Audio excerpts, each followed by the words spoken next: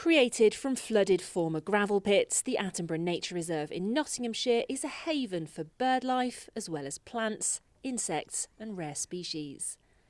A nationally protected wildlife area, it's popular with visitors too, but environmental campaigners fear its future is under threat by law changes brought about by Brexit, with hundreds of pieces of nature-based EU legislation due to be scrapped by the end of this year.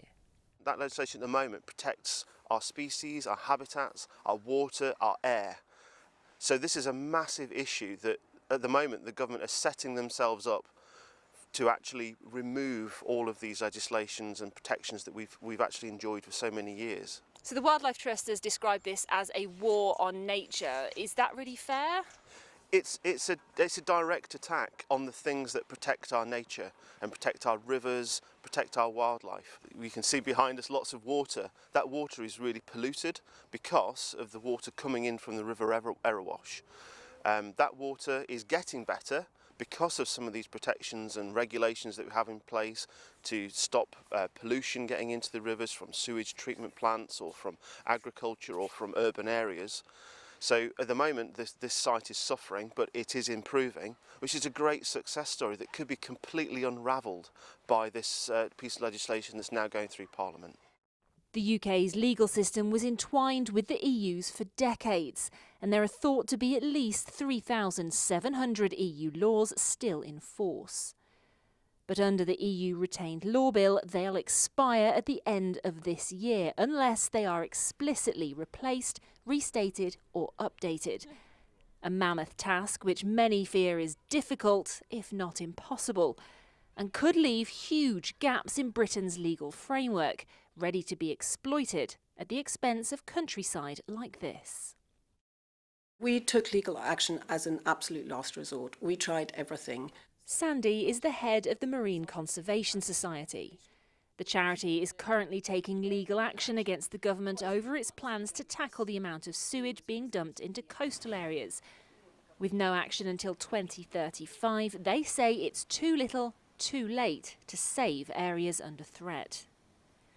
Their action is being brought under English law, but that relies on framework provided by the EU.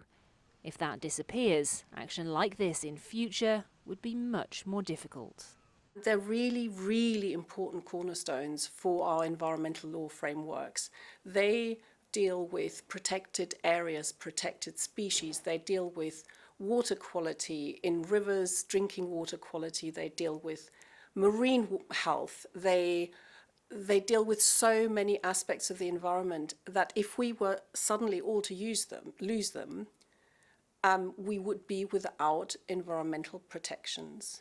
You cannot scrap thousands of laws and then still have a functioning system. We're going to lose the foundations of our environmental law framework if that happens. In response, the Department for Environment, Food and Rural Affairs insisted that reviewing our retained EU law will not come at the expense of the UK's already high standards, and environmental protections will not be downgraded. They added, "We have set new legally binding targets under the Environment Act, including to halt and reverse nature's decline. These stretching targets and the Office for Environmental Protection, our new watchdog, will protect and improve the environment."